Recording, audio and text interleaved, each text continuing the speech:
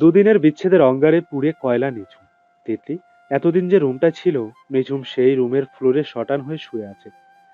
যে নিজের ইচ্ছায় নিখোঁজ হয় তাকে কি আর পাওয়া যায়? নিঝুম অপেক্ষায় করছে, যন্ত্রণাময় অপেক্ষা। হুট করে কোনো এক মুহূর্তে তিতলি আসবে, এসে বলবে। ডাক্তার, আমি আপনাকে ছাড়া ভালো নেই। আমি ফিরে এসেছি। কিন্তু না, সে আসছে না। 50 ঘন্টা পার হয়ে গেল, প্রেয়সের দেখা নেই।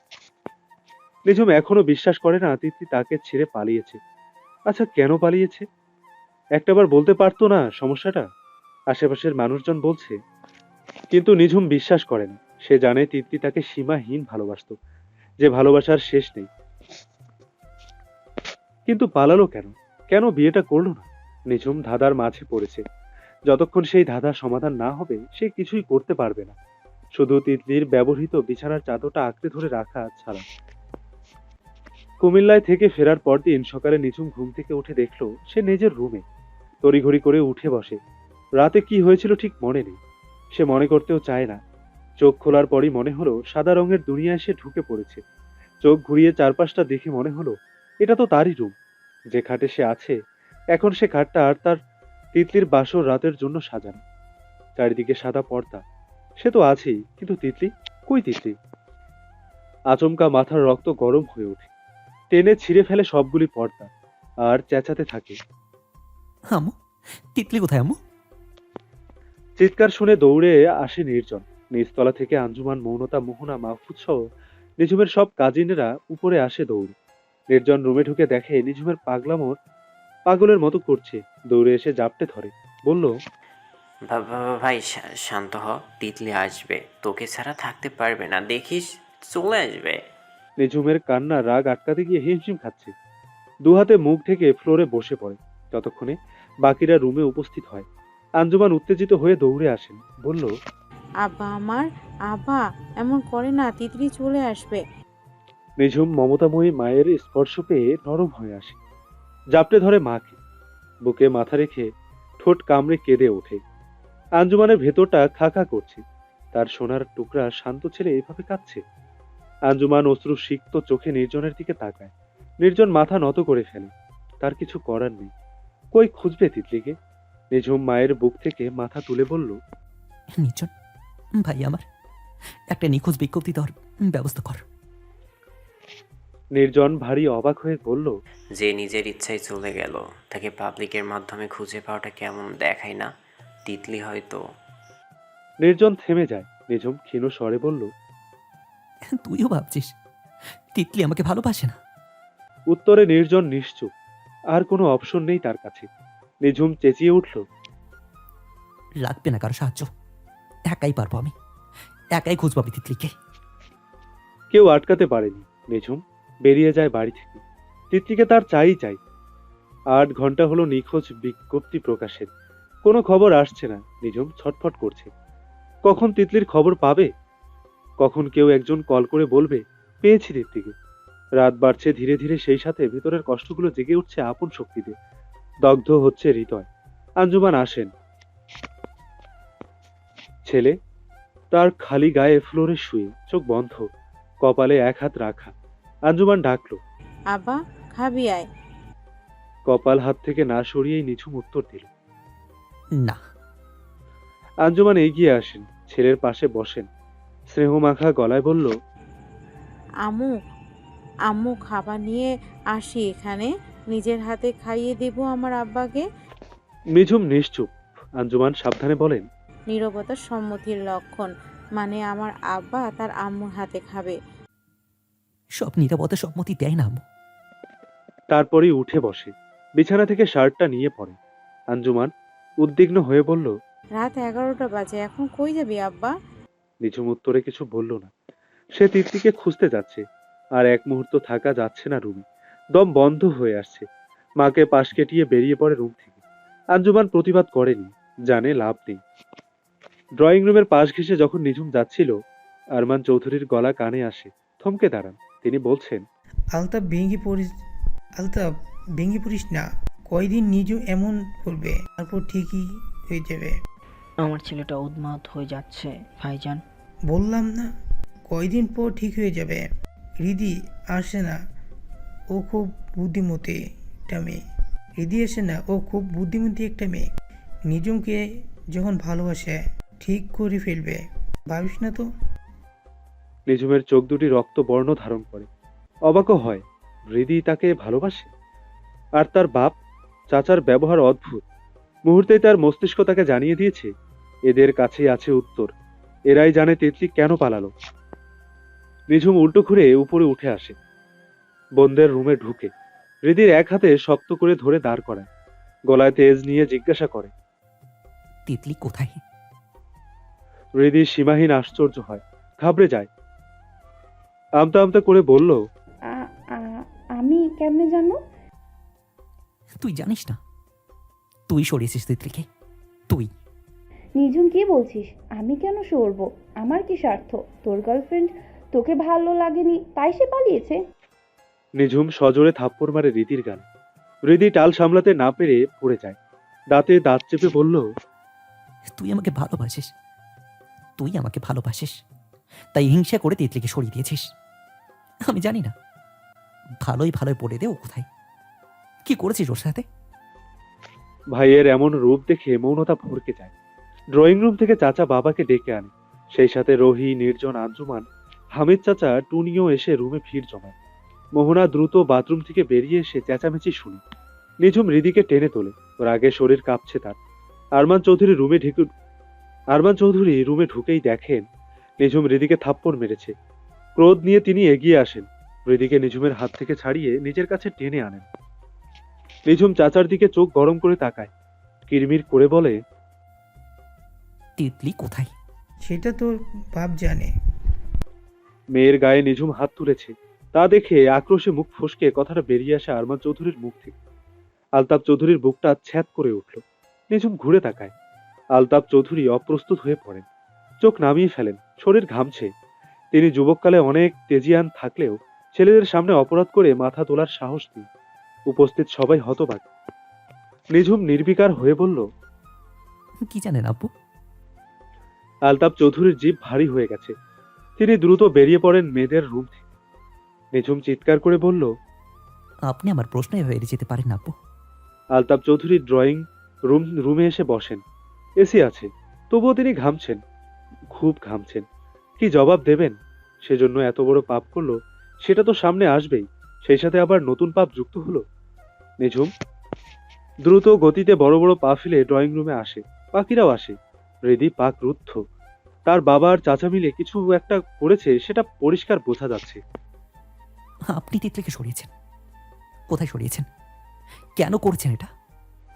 নিঝুমের গলা কাঁপছে। আলতাফ নিশ্চুপ, মাথা নত হয়ে বসে আছেন। মিথ্যা বানোয়াট কিছু বলা আর ঠিক হবে না, আবার সত্যটা স্বীকার করাও অসম্ভব। নিঝুম আলতাফ চৌধুরীর পায়ে পড়ে বলল, প্লিজ বলুন আব্বু, কোথায় ও? আব্বু, আমি তিতলিকে খুব ভালোবাসি, খুব ভালোবাসি। আমার বুকে আপনার হাতটা রাখুন, বুঝবেন আমার বুকটা চুরমার হয়ে গেছে, চুরমার হয়েছে, আর হৃদয়টা পড়ছে। আলতাফ হু হু করে কেঁদে ওঠেন। এত আদরের ছেলে আজ তার পায়ে পড়ে কাঁদছে। যে ছেলে কখনো নিজের ইচ্ছেতে কিছু চায়নি, সেই ছেলের বুককে তার ভালোবাসাকে কেড়ে নিয়েছে নিজের ভালোবাসাকে ধরে রাখতে। নিজের উপর ঘৃণা জন্মে উঠছে তার। চোখের জল মুছে নিঝুমকে পাশে বসায়, নিজেকে শক্ত করে। জানেন তিনি সবটা শোনার পর সংসারটা টুকরো টুকরো হয়ে যাবে। থাক, হোক, এটাই তার শাস্তি।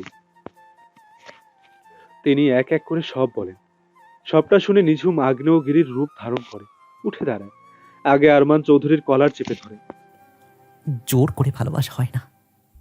আপনাকে আমি অনেক সম্মান করেছি, কখনো চোখে চোখ রেখে কথা বলিনি। আর সেই আপনি আমার বাবাকে ব্ল্যাকমেল করে আমার তিতলিকে সরিয়ে দিয়েছেন। কি ভেবেছেন আপনার মেয়েকে আমি বিয়ে করব? জীবনেও না। তিতলি ছাড়া আর কোনো মেয়েকে আমার জীবনে আনা কল্পনায় ভাবতে পারেন, বাস্তবে না। আরমান চৌধুরীকে ছেড়ে হৃদির দিকে তাকায়। হৃদি মাথা নত করে দাঁড়িয়ে আছে। তার জন্য এত বড় অঘটন ঘটালো। নিঝুম চোখ সরিয়ে নেয়, সামনে যা পায় ভাঙতে থাকে। নির্জন নিজেই আহত। সে নিঝুমকে কি সামলাবে? তাদের বাবার এমন একটা অতীত ছিল। তার রেশ ধরে নিজ ছেলের বুকে ছুরি চালালো। সে নির্বাক। মৌনতা মোহনা এক কর্নারের সোফায় বসে আছে নত জানু হয়ে, আর জুমান কখন ফ্লোরে দপ করে বসে পড়েছে কেউ জানে না। নিঝুম যখন ক্লান্ত হয়ে পড়ে থেমে যায়, পা বাড়ায় বাড়ি থেকে বের হয়ে যেতে, তখনই আলতাফ চৌধুরীর গলা। হৃদি কোথায়? আমি কিছু বলবি না? নিঝুম না তাকিয়েই ম্লান হেসে বলল, কোলাঙ্গার সন্তান নয় শুধু, বাপ হয়। তার পরপরই বের হয়ে যায় বাড়ি থেকে। আলতাফের শরীরটা ঝাঁকি দিয়ে ওঠে, ভেতরটা কেঁদে ওঠে, আক্ষেপ করে মনে মনে বিড়বিড় করে, আর কোনো বাবা আমার মতো কাজ যেন না করে, নিজের সন্তানের মুখে কুলাঙ্গার বাবা যেন না শোনে। আল্লাহ। নিঝুমের এই একটা কথা আলতাফ চৌধুরীর সারা জীবন পাপের শাস্তি যেন নিমিষেই পূরণ করে দেয়। আলতাফ চৌধুরীর রগে রগে কথার বাণের বিষ ছড়িয়ে পড়ে। বর্তমান অরুণ এসে দেখে নিঝুম খাটে হেলান দিয়ে ফ্লোরে বসে সিগারেট টানছে, গা খালি, ট্রাউজার পরা। দরজা এভাবে খোলা রাখিস সব সময়? রুমে ঢুকতে ঢুকতে অরুণ বলল। নিঝুম তাকায়, সিগারেট আরেকবার টেনে বলল, হুম, চোর আসবে। তিতলিও আসতে পারি। অরুণ দীর্ঘশ্বাস ফেলে, নিঝুমের পাশে বসে বলল, কতদিন হলো তোর এই জীবনের জানিস? হুম, নাক মুখ দিয়ে ধোয়া উড়িয়ে বলল নিঝুম। কতদিন? 2 বছর 11 মাস 2 দিন। নেশাটা ছেড়ে দে। তিতলিকে এনে দে, ছেড়ে দেব। অরুণ নখ কামড়ায়। নিঝুম বলল, তোর মেয়ে কেমন আছে? হাঁটে? দৌড়ে। নিঝুম হাসল। যেগুলো খাস সবগুলোর নাম কি? খাবে নাকি? না এমনি। মদ, ইয়াবা, ফেন্সিডিল, হেরোইন, গাঁজা, সিগারেট ইত্যাদি ইত্যাদি। নিঝুম হেসে ওঠে। অরুণ বলে, ফুসফুসটা এখনো কাজ করে? হ্যাঁ, করে মরিনি। আর কতকাল অপেক্ষা করবি? নিঝুম নিশ্চুপ। অরুণ টাকার একটা বান্ডেল নিঝুমের সামনে রাখে, তারপর বলল, নিজের ক্ষতি করিস বলে আমরা বাধ্য হয়ে টাকা দেই, নয়তো কখনোই দিতাম না। জানি আমি, তিতলি আসলে সব ফেরত দিয়ে দেব। দিতে হবে না। ধার নিচ্ছি, ফোনে আমাদের তাই কথা হয়। অরুণ গলায় তেজ নিয়ে বলল, আফ আলম রমজন মোহন সবাইকে মানা করে দিব তোকে আর টাকা না দিতে। নিঝুম তাচ্ছিল্য হেসে বলল, আই ডোন্ট কেয়ার। হ, তুই কেয়ার করবি কেন? টাকা যখন না থাকে তখন নিজের ক্ষতি করতে চিনিস। তোর হাত দেখলে মনে হয় তুই ডাকাতি করিস। এত অট হচ্ছিস কেন? তোদের কি টাকার অভাব নাকি? এত বড় বিজনেস সামলাচ্ছিস। ফ্যাট তো সেটা না, নিজেকে তিলে তিলে নিঃশেষ করে দিচ্ছিস। আর যেসব দ্বারায় নিঃশ্বাস হচ্ছিস সেসব কেনার টাকা আমাকে দিতে হয়। কতটা কষ্ট হয় জানিস? আমার বয়স কত হলো রে? আমার 32, তাহলে তোর 31। তাহলে এখন তিতলির বয়স কত? তোর কতটুকু ছোট? নিঝুম হাত থেকে সিগারেট ফেলে ছাই স্ট্রেতে, তারপর দু হাতের আঙ্গুল দেখিয়ে বলল, 21। তাহলে? নিঝুম অরুণের দিকে ফিরে বসে, পা ভাঁজ করে, বলে, ও আগের মতোই গোলমোলো আছে নাকি শুকিয়ে গেছে? দেখতে বোধহয় বড় হয়েছে আর একটু, তাই না রে? অরুণ দু হাতে মুখ ঢেকে নিঃশ্বাস নেয়। নিঝুমের সাথে বেশিক্ষণ কথা বলা যায় না। তেতলি নামক বেদনা জেগে ওঠে। সে তখন উন্মাদের মতো আচরণ করে। কে রে বল? জানি না আমি। নিঝুম আবার আগের মতো বসে ছাদের মেঝেতে তাকায়, আবার ঘুরে বসে। অরুণের এক হাতে বুকে চেপে ধরে। অরুণ বলে, কি? অরুণ। নিঝুম আরেকটু এগিয়ে আসে, ফিসফিসিয়ে বলল, এই যে এই জায়গাটাতে হৃদয় থাকে, হৃদয়টার ভেতরে কেঁচো ঢুকেছে, বুঝলি? কেঁচোটা খুবলে খুবলে হৃদয়টা প্রতিনিয়ত খাচ্ছে। আমার ঘুম হয় না, আমার খেতে ভালো লাগে না, আমার কিচ্ছু ভালো লাগে না। মন চায় হৃদয়টা টান দিয়ে ছিঁড়া ফেলি। এই যন্ত্রণা আমার আর সহ্য হয় না রে। অরুণের শরীর কেঁপে ওঠে, বুকে কান্নার উথাল পাথাল ঢেউ।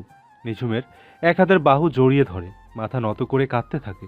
নিঝুম ঠোঁট কামড়ে হাসে, যন্ত্রণাময় হাসি। তারপর অরুণের সোজা করে বসায়, বলে, তুই কান্না করছিস কেন? বউ আছে, বাচ্চা আছে, কাঁদবি না। তুই এত কষ্টে কেমনে আছিস? নিঝুম ম্লান হাসল, উঠে দাঁড়ায়। অরুণও উঠে দাঁড়ায়, প্রশ্ন করলো, তুই কোথাও যাবি? হুম। টি শার্ট পরে ড্রয়িং রুমে আসে নিঝুম। ডাইনিং টেবিল থেকে পানি খেতে গিয়ে মনে হয় জগ তো নেই, ভেঙে ফেলেছে রাতেই। ফিল্টারও নেই, সেটাও। অরুণ, চল। কই? টং দোকানে। চা খাবি? নেশাখোরদের জিভে চায়ের স্বাদ লাগে না, এক গ্লাস পানি খাবো। তারপর বাসায় আসবি না? হুম। কই যাবি? কুমিল্লা। দিহানকে পড়াতে এসে তিতলি হাঁপাতে থাকে। দিহানের আম্মু উর্মিলা বলল, হাঁপাচ্ছ কেন তিতলি? আপু একটু পানি দেন। উর্মিলা পানি এগিয়ে দেয়। তিতলি পানি শেষ করে সোফায় বসে, তারপর বলল, 5 মিনিট দেরি হয়ে গেছে দিহানকে পড়াতে আসতে, সরি আপু। 5 মিনিট কোনো ব্যাপার না। তুমি 1 ঘন্টা পড়াতে গিয়ে মাঝে মাঝে 2 ঘন্টাও পড়াও। তিতলি হাসলো। উর্মিলা বলল, দৌড়ে আসছো? না আপু, তবে বাসা থেকে দ্রুত হেঁটে আসছি তো তাই। আর এইভাবে এসো না, ধীরে সুস্থে এসো। জি আপু। দিহান তো ঘুমিয়ে গিয়েছে, আমি দিহানকে ডেকে দেব? না থাক, আমি ডেকে তুলছি। ছোট বাচ্চাদের ঘুম থেকে তুলতে আমার খুব ভালো লাগে। উর্মিলা হেসে বলল, আচ্ছা যাও। তিতলি উঠে দাঁড়ায়। উর্মিলা বলে, থাক, ডেকো না তিতলি, ঘুমাক। তিতলি অবাক হয়ে বসে, মৃদু হেসে বলল, ওঠা অবধি অপেক্ষা করব? ওহ আচ্ছা, আসি তাহলে। একটু গল্প করে যাও আমার সাথে। কয়েক মাস হলো পড়াচ্ছ দিহানকে, তোমার সম্পর্কে কিছুই জানি না। জি, কি জানতে চান? এই তো, বাসায় কে কে আছে? বাবা মা আর আমি। ভাই বোন নেই? জি, বোন আছে, কিন্তু সে শ্বশুর বাড়ি। উর্মিলা হাসে আর চোখে তিতলিকে পরখ করে নেয়। তারপর আমতা আমতা করে বলল, ডোন্ট মাইন্ড, একটা প্রশ্ন করি? অবশ্যই। তুমি কি বিবাহিত? জি। এই জন্যই হাতে চুড়ি, নাকে নাকফুল, কিন্তু বললে মা বাবা আর তুমি শুধু বাসায়। ব্যাপারটা বুঝলাম না, বর কোথায়? বিয়েটা একটা অঘটন ছিল, তাই আলাদা আছি। কিরকম? তিতলি নিশ্চুপ। উর্মিলা বলল, সরি, মনে হয় বলতে চাচ্ছ না। It's okay. বিয়ের কতদিন হলো এইটা তো বলা যাবে? 1 বছর। ও, আসি তাহলে আপু। কফি খেয়ে যাও। তিতলির মুখটা চুপসে যায়। জোরপূর্বক হেসে বলল, এক সময় খেতাম, অনেকদিন হলো আমি আর কফি খাই না। তারপরই বেরিয়ে যায়। উর্মিলা হতবাক হয়ে তাকিয়ে থাকে। মেয়েটা একটা রহস্য। দিহানের বাসা থেকে বেরিয়ে ধীরে ধীরে হাঁটতে থাকে তিতলি। কলকাতার পানিহাটির এই পাশের রাস্তায় মেয়েদের চলাচল খুবই কম, যতদূর চোখ যায় পুরুষ। তিতলি ভয় পায় না আর আগের মতো, একা চলতে পারে। বিকাল 3:30 বাজে। 5টায় আরেকটা বাচ্চাকে পড়ানোর কথা, কিন্তু তিতলির মন আর মানছে না, অস্থির হয়ে উঠেছে। ভ্যানিটি ব্যাগ থেকে ফোন বের করে গোপালের আম্মুকে কল দেয়। আদাব দিদি। তিতলির স্বাভাবিক কণ্ঠ ওপাশ থেকে। আদাব। দিদি আজ আসতে পারবো না। আচ্ছা। রাগ করবেন না দিদি, শরীরটা মানছে না। সমস্যা নেই, তুমি নিয়মিত পড়াও, একদিন না পড়ালে কিচ্ছু মনে করব না। ধন্যবাদ দিদি। গোলাপের অঙ্কগুলো একটু দেখে নিন আপনি। আচ্ছা। আদাব দিদি। তিতলি ফোন রেখে প্রশান্তির নিঃশ্বাস ফেলে। বাচ্চা পড়ানোর ব্যাপারে সে ভাগ্যবতী বটে। অভিভাবকদের ব্যবহার খুবই ভালো, সুবিধা অসুবিধা বোঝে। পানিহাটি শপিং কমপ্লেক্সের সামনে দিয়ে যাওয়ার পথে তিতলির নজর আসে একজোড়া বিবাহিত যুগল। ছেলেটার বয়স 27 থেকে 28 হবে। মেয়েটার পরনে শাড়ি, সিঁথিতে সিঁদুর, শপিং ব্যাগ অনেকগুলো ছেলেটার দু হাতে, অথচ মেয়েটার হাতে কিছু নেই। সানগ্লাস পরে দাঁড়িয়ে আছে, মাঝে মাঝে ছেলেটার দিকে তাকিয়ে মুচকি হাসছে। ছেলেটার মুখটা দেখার মতো। তিতলির ঠোঁটে অজান্তে হাসি ফুটে ওঠে। মুহূর্তে চোখে ভাসে সামনের বিবাহিত যুগলদর বদলে সেখানে সে আর নিঝুম। তারপরই মনে হলো, না, সে না, হৃদি আর নিঝুম হবে। তিতলি চোখ নামিয়ে ফেলে, বুকের হাড়গোড় ব্যথায় বিষধর হয়ে উঠেছে। দ্রুত হেঁটে জায়গা ত্যাগ করে। তিতলি ঘুরে দাঁড়ায়। একজন রিকশা ড্রাইভার কথাটি বলল। আসলে সে রাস্তায় চলে এসেছে। মৃদু হেসে সরে যায়। তিতলি আর তার মা বাবা কয়দিন হলো পানিহাটিতে ভাড়াটিয়া হয়ে এসেছে। আগে পাশের এলাকায় থাকতো, মামার বাসার পাশে, কিন্তু মামি তিতলিদের মেনে নিতে পারেনি সেই শুরু থেকে। খুঁচিয়ে খুঁচিয়ে কথা বলে। রোমেনার সাথে তো মোটেও ভালো ব্যবহার করতো না। বাসায় ফিরতে ফিরতে ঝুম বৃষ্টি নামে। তিতলি বাসায় না ঢুকে আগে ছাদে ওঠে। ভ্যানিটি ব্যাগটা দরজার সামনে রেখে যায়। এইখানে প্রায় সব বাসা একতলা, সব বাসার সামনে ছোট গেট। ছাদে ওঠার সিঁড়ি সদর দরজার পাশে। ছাদে উঠে ছাদের এক কর্নারে বসে সে। ছাদের মেঝেতে চোখ নিবদ্ধ। বুকের মাঝে যে ঝড়টা বইছে সেটা সহ্য করতে ঠায় হয়ে বসে আছে। তিতলির হৃদয়ে অতীব গভীরে যে অনিবশ্বর রুহু আছে, সেই অনিবশ্বর রুহুর প্রতিটি বিন্দু থেকে তিতলি আজও ভালোবাসে নিঝুমকে। আজও ঘুমিয়ে স্বপ্ন দেখে নিঝুমকে নিয়ে সংসার সাজানোর। ঘুম ভাঙার পর নিজেকে শাসায়, অন্যের স্বামী নিয়ে আর দেখবি না স্বপ্ন, দেখবি না। ছাদের রেলিংয়ে হেলান দিয়ে দ স্টাইলে বসে তিতলি, আকাশের দিকে মুখ করে। বৃষ্টির ফোঁটা পড়ছে একাধিক হাড়ে। তিতলির বুক ওঠানামা করছে দ্রুত গতিতে। পোড়া বুকে থাকা কারাগারে বন্দি হৃদয়টা আর্তনাদ করছে। অনেক দিন হলো আপনাই ছুঁয়ে দেখিনি, একসাথে আকাশ দেখিনি, বৃষ্টিতে ভিজিনি, তবুও আপনাকে ভুলতে পারিনি, তবুও আপনাকেই ভালোবাসি। কোনো কিছু ছাড়াই ভালোবাসবো মৃত্যু পর্যন্ত, মৃত্যুর পরেও। তিতলির রুহু বলছে, কাঁদ তিতলি, একটাবার কাঁদ। কতদিন তুই কাঁদিস না। কিন্তু তিতলি কাঁদতে চায় না। দীর্ঘশ্বাসে বের করে দিতে চাচ্ছে যত যাতনা। কুমিল্লা এসেছে নিঝুম। কয়টা দিন এখানেই থাকবে, অপেক্ষা করবে তিতলির জন্য। হঠাৎ যদি তিতলি আসে নিজের বাড়িটা টানে। তিতলিদের বাড়ির পাশের বাড়িটা দুঃসম্পর্কের নিঝুমের আরেক চাচার বাড়ি। আঞ্জুমান পরিচয় করিয়ে দিয়েছিলেন। তবে তিতলির বাবার চাচাতো ভাই তিনি। তিতলির বাড়ির চাবিটা ওনার কাছেই রাখে নিঝুম, ডুপ্লিকেট চাবি। রমন চাচা। একটা ছোট বাচ্চা মেয়ে বেরিয়ে আসে, বলল, নানাভাই বাড়িতে নাই। তোমার নানু আছে? হ আছে, ঘুমাইতেছে। একটু ডেকে দাও তো। মেয়েটি ভেতরে চলে যায়। নিঝুম উঠানে পায়চারি করতে থাকে। একটা সিগারেট জ্বালায়। কিছুক্ষণের মাঝে একজন মহিলা আসে। নিঝুমকে দেখে বলল, নিঝুম বাবা, দাঁড়াও, চাবিটা নিয়ে আইতাছি। চাবি এনে নিঝুমের হাতে দেয়। নিঝুম প্রশ্ন করে, তিতলি এসেছিল? মহিলা মাথা নত করে না করে। নিঝুম কিছু না বলে বেরিয়ে যায়। বাড়ির ভেতরে ঢোকার সাথে সাথে নিঝুমের শরীর ঝাঁকি দিয়ে ওঠে। এই বাড়িটার আনাচে কানাচে তিতলির স্মৃতি, ছোট থেকে বড় হওয়া। খুব আপন মনে হয় এই বাড়ি, উঠোন, পুকুর। সদর দরজার দিকে তাকায় নিঝুম, তালা দেওয়া। মাথা নত করে ধীরে ধীরে হেঁটে আসে পুকুরে, সিঁড়িতে বসে। চা বাগানে কাটানো সময়গুলো খোঁচাচ্ছে নিঝুমকে। পায়ে ব্যথা পাওয়া, তিতলিকে কোলে তুলে নেওয়া, রাতারগুলো এক রাত থাকা, সুইমিং পুলের বৃষ্টিতে ভেজা। নিঝুম পুকুরের মাঝ বরাবর তাকায় এক দৃষ্টে। চোখ পড়ে রঙিন একটা প্রজাপতি, একই জায়গায় বারবার ঘুরপাক খাচ্ছে। উড়ে এসে নিঝুমের চেয়ে কিছুটা দূরে ঘাসে বসে। নিঝুম মনোযোগ দিয়ে তাকিয়ে থাকে। ইদানিং নিঝুম পিঁপড়া, পাখি, প্রজাপতি এসবের সাথে কথা বলে একা একা। নিজের কল্পনায় ভেবে নেয় প্রাণীটিও তার সাথে কথা বলছে। প্রজাপতির উদ্দেশ্যে নিঝুম বলল, কি রে, তুইও কি আমার মতো একা, নিঃসঙ্গ? নিঝুমের ভাবনায় প্রজাপতি উত্তর দেয়, নিঝুম দা। তুই হিন্দু? আমি হিন্দু। তোর খুব কষ্ট হচ্ছে? তোমার মতো।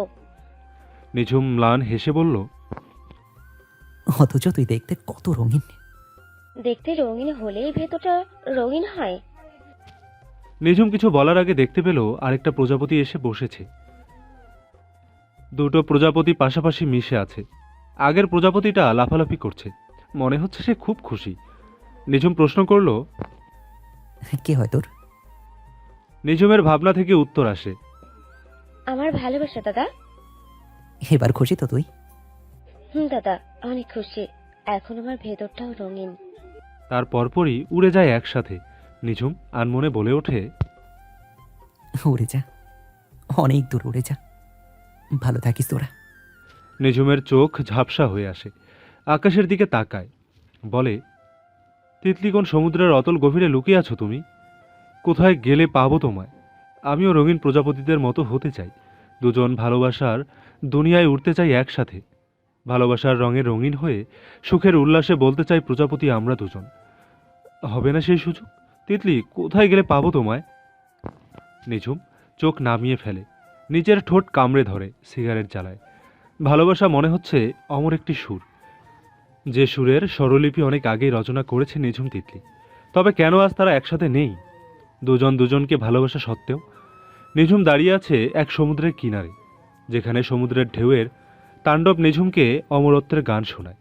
নিঝুম সেই গানের সুরে তন্ন তন্ন করে খুঁজে তিতলিকে। একটাবার যদি মুখটা ভেসে উঠত নিঝুমের চোখের সামনে, সেই চোখের আলোড়ন থেকে তিতলিকে সরানোর সাহস স্বয়ং আল্লাহ ছাড়া আর কারোর হতো না। তিতলির সৎমা রোমেনা সহ প্রতিবেশী আরও 3 জন মহিলা একসাথে বসে আলাপ করছে। প্রথম মহিলা প্রশ্ন করল, দিদি আপনার আগে কই থাকতেন? রোমেনা হেসে উত্তর দেয়, 3 বছর আগে বাংলাদেশ ছিলাম, তারপর পানিহাটি ইউনিভার্সিটির ডান পাশে যে এলাকাটা ওখানেই ছিলাম। শাদী হয়েছে মেয়ের? জি দিদি হয়েছে, জামাই বাইরের দেশে আছে, মেয়ে এখন আমাদের সাথেই থাকে। একটা মেয়েকে দেখছি 2 দিন আগে ছাদে, শুকনো দেখতে। ওটা কি আপনার মেয়ে? জি দিদি। দাদা কি করে? প্রাইমারি স্কুলের প্রধান শিক্ষক আছে। আমাদের এলাকায় পানিহাটি প্রাইমারি স্কুলে। 3 বছর হলো আসছেন, আর প্রধান শিক্ষকের পাঠ পেয়ে গেলেন? লোক আছে নাকি? জি। রোমেনা যতটুকু সম্ভব হেসে বলল, জি আছে দিদি, মেয়ের মামা তার খাতিরে কয়েক মাস পরই এরকম সুযোগ পান উনি। কপাল বটে। মেয়ে এত শুকনা কেন দিদি? খাওয়াবেন বেশি। রোমেনা হাসল। তিতলি সদর দরজা খোলা পেয়ে ঢুকে পড়ে। দরজার সামনেই ডাইনিং টেবিল, ডাইনিং টেবিলের একটু দূরে 3টি সোফা কম দামি, আর 2টো রুম। এ নিয়েই সংসার। বাসায় যে আরও মহিলা আছে তিতলি খেয়াল করেনি। হাত থেকে চুড়ি খুলে যেই না টেবিলে রাখতে যাবে, অমনি রোমেনা বলে উঠল, কিরে মা, চুরি খুলছিস কেন? জামাই বাবাজির অমঙ্গল হবে তো। তিতলি জামা চেঞ্জ করে চুল ছেড়ে বিছানায় বসেছে। মাথার উপরে সিলিং ফ্যান দ্রুত গতিতে চলছে। রোমেনা দরজার সামনে এসে দাঁড়ান। তিতলি দেখে বলল, কি আম্মু, কিছু বলবা? রুমের ভেতর ঢুকতে ঢুকতে রোমেনা বলল, বিয়ের প্রস্তাব আসছে তোর। তিতলি তীক্ষ্ণ চোখে তাকায়, বলল, কেমনে আসে বিয়ের প্রস্তাব? বলনি আমি বিবাহিত। তোর মামা প্রস্তাব নিয়ে আসছে তার বউয়ের বোনের ছেলের জন্য। মামির কোন বোনের ছেলে? মেজোটার। ওইটার বয়স আমার সমান হবে, আর মামা বলেনি আমি বিবাহিত। বলছে, কিন্তু তোর মামি বলে দিছে সত্যিটা। তিতলি ফোঁস করে ওঠে, মানে? তোর বিয়ে যে হয়নি। আজব, এটা মামি না, স্বয়ং আজরাইল এখন এই কথা রটে যাবে চারিদিকে। দেখো। একার কতদিন থাকবি? সাবধানে প্রশ্ন করলো রোমেনা। তিতলি কয়টা কথা শোনাতে গিয়েও শোনায়নি। মায়ের চোখে চোখ রাখে কড়া ভাবে, তারপর হাত ধরে টেনে বিছানায় বসায়, কোলে মাথা রেখে শুয়ে পড়ে। রোমেনা তিতলির মাথায় হাত বুলায় আর বলল, মিথ্যে মিথ্যে চুরি করে কয়দিন নিজেকে বিবাহিত প্রমাণ করে রাখতে পারবি? আগের পাড়ায় দেখোস নাই মহিলারা কানাকানি করতো, তোর চরিত্র খারাপ তাই বিয়ে হওয়া সত্ত্বেও বাপের বাড়ি থাকিস। চুরি না পড়লে বিয়ের প্রস্তাব আসবে, ইফটিজিং এর শিকার হতে হবে, আর আমি ভেজালে পড়তে চাচ্ছি না। আমার এসব ভালো লাগে না। বিয়ের প্রস্তাব তো এখনো আসে। তিতলি উঠে বসে, রাগে বলে, বিয়ে হয়ে গেছে শুনেও যেগুলা বিয়ে করতে চায় এরা ভালো নি, এরা গোলামের ঘরে গোলাম বলে, বুঝছো আম্মু? রোমেনা হাসল, টেনে মেয়েকে কোলে শোয়ায়, বলল, কিন্তু বিয়ের প্রস্তাব তো আসে কম। আচ্ছা বাদ, এসব খেতে আয়। খাবো না। মাইর দেবো আমি। মানুষ আমাকে বলে তোরে নাকি খাওয়াই না, কি চিকন হয়েছিস দেখেছিস আয়নায়। মানুষ যদি জানতো আমি তোর সৎ মা, সরাসরি বলে দিত সৎ মেয়ে, তাই তোরে কম খাওয়াই। তিতলি উঠে বসে, অভিমানী স্বরে বলল। রোমেনা মৃদু হেসে বলল, আচ্ছা আর বলবো না, খেতে আয় নাকি খাইয়ে দেব? সেকেন্ডটা বস তুই, আসছি আমি। তিতলি এক লোকমা খেয়ে বলল। উফ, হেভি টেস্ট হয়েছে। রোমেনা হাসল, আরও এক লোকমা দিয়ে বলল, ফ্রেন্ডের মধ্যে কেউ জানে না তোর কথা। কোন কথা? বিয়ের ব্যাপারটা? না, কেউ না। জামাইয়ের নাম কি জিজ্ঞেস করে না? করে তো। কি বলিস নিঝুম? তিতলি মাথা নত করে, তারপর চোখ তুলে তাকায়, হেসে বলল। আর কার নামই বলবো? রোমেনা কিছু বলল না। তিতলি বলল, বাবা আসছে। অনেক আগেই, ঘুমাচ্ছে। খেয়েছো তোমরা? তিথি আপু কল করে? বিষণ্ণ হয়ে বলল, কথা হয়েছে? না, আমি বলতে চাই না। একটা না হয় ভুল করেই ফেলেছে, তাই বলে? বোনের হয়ে দালালি করবি না। তোরা যখন চলে এসেছিস 3 মাস কতটা কষ্টে থেকেছি বাপের বাড়ি। তোর বাপ 1 টাকাও রেখে আসেনি। জমি জমা বেচে হলেও বাঁচতে চেয়েছিলাম। সে জমিও তোর বাপ ছাড়া বিক্রি সম্ভব ছিল না। এই যে মেয়েরা এত পড়ালেখা করাইলাম, ও পারতো না? ওই সময় কয়টা স্টুডেন্ট পড়িয়ে আমারে নিয়ে চলতে, সেটা করেনি। খাইতে পড়তে কম হইতাছিল বলে কোন পোলার লগে ভাইগা গেছিল। আমার কথা একবারও ভাবে নাই, পরেও কোনো খোঁজ রাখে নাই। এমন মেয়ের কণ্ঠও শুনতে চায় না। তিতলি দুহাতে রোমেনাকে জড়িয়ে ধরে বলল, আচ্ছা আর বলবো না, শান্ত হও। রোমেনা বাম হাতের তালু দিয়ে চোখের জল মুছেন, প্লেট হাতে নিয়ে আরেকটু ভাত মাখিয়ে তিতলিকে খাইয়ে দেন আর বলেন, ভাগ্যিস তোর কথায় তোর বাপের আমারে এখানে আনছে, নয়তো মরেই যেতাম ভাই বইয়ের লাথি খাইতে খাইতে। আর কি বলবো, ভাই আমারও অভাবী। এসব বলো না তো, আর খাও। রাত তখন অনেকটা। শাহেদ বই পড়ছিলেন। রোমেনা এক গ্লাস আর স্যালাইন গুলে নিয়ে আসেন, শাহেদের সামনে ধরে বলেন, নাও খাও। স্যালাইন প্রতিদিন খেতে হয়। বিরক্ত নিয়ে বললেন শাহেদ। ডাক্তার বলছিল প্রতিদিন 2-3টা খেতে। আমি তোমারে শুধু রাতে দে। শাহেদ বইটা রেখে গ্লাস হাতে নেয়। রোমেনা বেরিয়ে যেতে চাইলে শাহেদ ডাকেন, রোমেনা। রোমেনা তাকায়। শাহেদ বলেন, বুড়ো বয়সে এসে সঙ্গী পাবো ভাবিনি আমি। রোমেনা হেসে বলল, বাপ মেয়ের মর্ম আমি আগে বুঝিনি, বুঝলে সে শুরু থেকে শান্তিতে থাকতে পারতাম। জানো রোমেনা, আমার আর কোনো কিছু পাওয়ার নাই, মেয়েটাও সুখ ছাড়া। আল্লাহ ভরসা। এত ভালো মেয়ে তিতলি সারা জীবন দুঃখে রাখবে না আল্লাহ। রোমেনা রান্নাঘরে ঢোকেন। বাপের বাড়ির আর্থিক অবস্থা খুব ছিল না। 3 বেলা খাবার জুটত না। বাপ ভাই পায়তারা করতে থাকে রোমেনাকে ঘর থেকে বিদায়ের। তাই শাহেদ বিবাহিত হওয়া সত্ত্বেও রোমেনাকে হাতে তুলে দেয়। রোমেনার তখন পুরো যৌবনকাল। বিয়ের দিন থেকে বুঝতে পারে শাহেদের টান প্রথম বউয়ের জন্য। তাকে শুধু বাচ্চা জন্মর জন্য আনা হয়েছে। মন বিষে যায়। এরপর থেকে কি হয়ে গেল তিতলিকে কখনো মন থেকে মানতে পারেননি। শাহেদ আর তিতলিকে শত্রুর মতো মনে হতো। তিতলিকে কষ্ট দিয়ে শান্তি পেতেন। কখনো বোঝার চেষ্টা করেনি নিষ্পাপ মেয়েটি সত্যি নিষ্পাপ। রোমেনা পুরনো কথা ভেবে চোখের জল ফেলেন। এখন খুব ইচ্ছে করে বিয়ের সময়টাতে ফিরে যেতে। শুরু থেকে শাহেদ আর তিতলিকে খুব ভালোবাসতে। বুড়ো বয়সে এসে বুঝেছেন তিনি কি করেছেন আর তা কতটা নিচু মানসিকতার কাজ ছিল। পাপের কথা ভেবে দগ্ধ হন প্রতিনিয়ত। সকাল সকাল ঘুম ভেঙে যায় নিঝুমের। ক্ষুধায় পেট চৌচো করছে। তিতলির রুমে গিয়েছিল। তিতলি চলে যাওয়ার কয়েকদিন পর তিতলির বোন পালাইছে শুনেছিল। তারপর তার সৎমা বাড়িতে তালা লাগিয়ে বাপের বাড়ি চলে যায়। নিঝুম তখন এসে তালা ভাঙে গেটের এবং দরজার সদর। এরপর নিজের মতো একটা তালা লাগিয়ে দেয়। নিঝুম কাপড় চোপড়ও নিয়ে আসেনি। রাতে পুকুরে ঝাঁপিয়েছে অনেকক্ষণ। তারপর রুমে এসে শাহেদের স্যান্ডো গেঞ্জি আর পায়জামা পরে নেয়।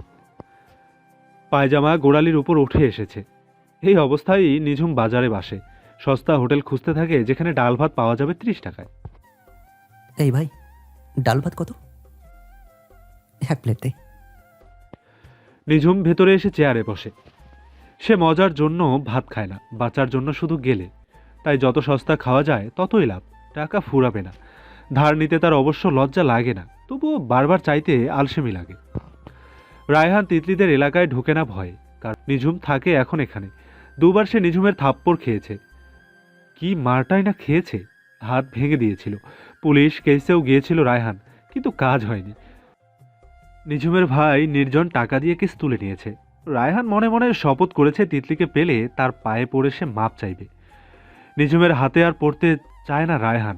তিতলি নিরুদ্দেশ হওয়ার পরপরই নিঝুমের হামলা পড়ে তার উপর।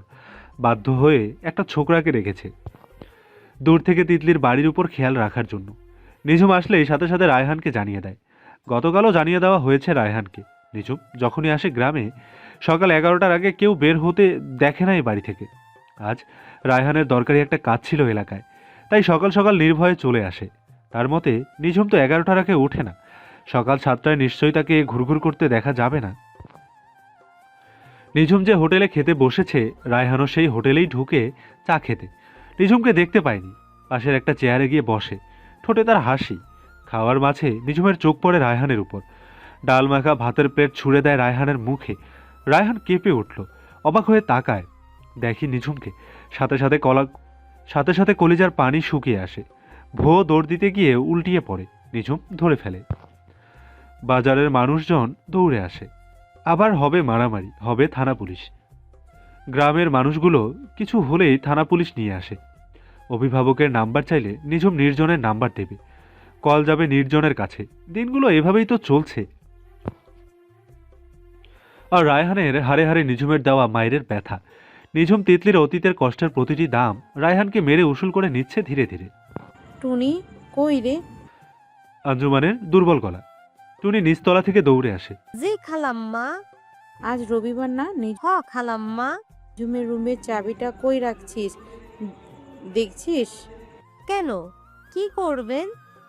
অসুখ শরীরটা লইয়া জিনিসপাতি মুছামুছি করতে হইব না। আপনারে আমি পরিষ্কার কইরা দিতাছি। আঞ্জুমান হাসলো, বললেন, নিঝুমের রুমটা তোদের ঢোকা নিষেধ, কতবার বলবো? টুনি কিছু বলল না। আঞ্জুমান বলল, চাবি দে। টুনি শাড়ির আঁচল থেকে খুলে চাবি দেয়। আঞ্জুমান দুর্বল শরীর নিয়ে ধীরে ধীরে হেঁটে যান ছেলের রুমে। দরজা খুলেই দীর্ঘশ্বাস ফেলেন। রুমটা সেই প্রথম দিনের মতোই সুন্দর। আঞ্জুমান প্রতি সপ্তাহে রুমটায় আসেন, জিনিসপত্র মুছেন, ধুলাবালি দূর করেন। তার সংসারটা হুট করে কালবৈশাখী ঝড়ে দুমড়ে মুচড়ে গেল। আলতাপ চৌধুরীর সাথে হেসে কথা বলেন না অনেক দিন। প্রতিটা রাত কেঁদে কাটান আঞ্জুমান। নিঝুমের সাথে সাথে মাঝে মাঝে দেখা হয়, তাও বিধ্বস্ত অবস্থা দেখতে হয় ছেলেকে। মেয়েগুলোকে দেখলে মনে হয় তারা খাঁচায় বন্দি। আর নির্জন সারাদিন পরিশ্রম করে এক হাতে পরিবারটাকে টানছে। কিছু ঠিক নেই, কারো সাথে কারো সংযোগ নেই। এক বাড়িতে থেকেও তাদের দোষটা কি ছিল? তিতলি কি কখনো আসবে না আর? মৌনতা ফোন থেকে চোখ সরিয়ে মোহনার দিকে তাকায়। মোহনা ফ্লোরে বসে আছে দেয়ালে হেলান দিয়ে। মৌনতা ক্ষীণ স্বরে বলল, জানি না। আমাদের পরিবারের সুখ কি তিতলি? তিতলি আমাদের পরিবারের একটা অংশ, আর যদি তুই বা আমি হারিয়ে যেতাম তাহলেও ফ্যামিলিটা চুরমার হয়ে যেত। আমাদের পরিবারের সবাই একজন আরেকজনকে খুব ভালোবাসে। একজন মিসিং হলে বাকিদের হাসি হারিয়ে যায় এবং যাবে। ঠিক বলেছিস, কিন্তু তিতলির বেলায় একটু বেশি হলো। মৌনতা উদাসীন হয়ে বলল, আব্বুর অতীত জড়িত। মোহনা উঠে আসে বিছানায়। মেসেঞ্জারে টুংটাং আওয়াজ হয়। স্ক্রিনে দেখে সাইদের টেক্সট। মৌনতাকে ধাক্কা মেরে বলল, এই সাইফ টেক্সট দিয়েছে। তো আমাকে বলছিস কেন? তোর বয়ফ্রেন্ড তোকে টেক্সট দিছে, প্রেম কর না। মোহনা গোমরা মুখে বলল, তোর তো হবু দেবর, আগে বিয়ে হই তারপর। মৌনতা শটান হয়ে বিছানায় শুয়ে পড়ল। মৌনতা বলল, রাইফাইয়ের সাথে কথা হয়? মৌনতা ছাদের মেঝেতে চোখ রেখে বলল, কিছুক্ষণ আগেই হলো। মোহনা ফোনের পাসওয়ার্ড খুলে মেসেঞ্জারে ঢোকে। মৌনতা কিছুক্ষণ কি যেন ভাবল, তারপর উঠে বসে বলল, রাইফ সাহেব খুব ভালো না রে? মোহনা ফোনে চোখ রেখেই বলল, খুব। 3 বছর হয়ে গেল ওরা অপেক্ষা করছে আমাদের জন্য। আমি অনেকবার বলেছি বিয়ে করে নিতে সাইফকে। আমিও রাইফকে বলেছি, কিন্তু ও নাছোড় বাঁধা। মোহনা ফোন রাখে বিছানায়। মৌনতার দুহাত মুঠোয় নেয়, আক্ষেপ নিয়ে বলে, খুব ইচ্ছে হয় আমার আর সাইফের একটা সংসার হবে, ফাটিয়ে সংসার করব, কিন্তু দেখ, আল্লাহ হতেই দেয়নি। মৌনতার বুক চিরে দীর্ঘশ্বাস বেরিয়ে আসে, বলল, নির্জন ভাইয়া নিঝুম ভাইয়া তো অনেকবারই বলেছে বিয়ে করে নিতে। কেমনে করি? বিয়ের পর সুখে থাকবো না রে। নিজুম ভাইয়া যতদিন আগের মতো না হচ্ছে, বিয়ে করা সম্ভব নয়। বেহুদা অন্যের বাড়িতে গিয়ে থাকবো, মানিয়ে নিতে পারবো না। সেটা আমিও রাইবকে বলেছি। রাইব বলেছে সে নাকি সারা জীবন আমার জন্য অপেক্ষা করবে।